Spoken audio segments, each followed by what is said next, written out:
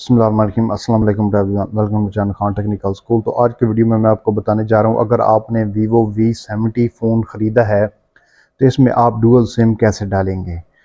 तो some time बंदा परेशान हो जाता है जब पहली दफ़ा सिम डालने लगता है कि एक सिम तो हमने डाल ली तो दूसरी कहाँ डालेंगे। तो उसका सिंपली आपको ये मैं तरीका बता देता हूँ। आपने पहले तो इसको खोल लेना है, सिम टूल किट को, और आपने ये देखना है कि ये इस तरफ एक सिम की जगह बनी हुई है और इसी के अंदर जो है वो दूसरी सिम की जगह बनी हुई है।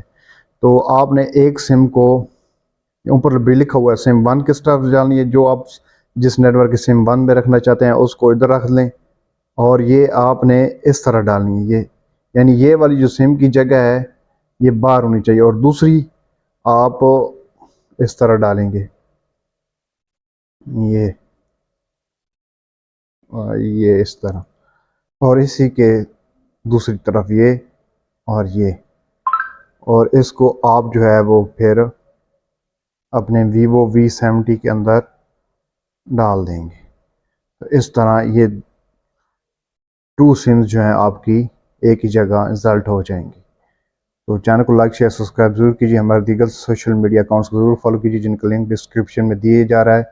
मज़ीद वीवो V70 की वीडियोस देखने के लिए हमारे आने वाली वीडियोस को ज़रूर फॉलो कीजिए, लाइक कीजिए, शेयर कीजिए।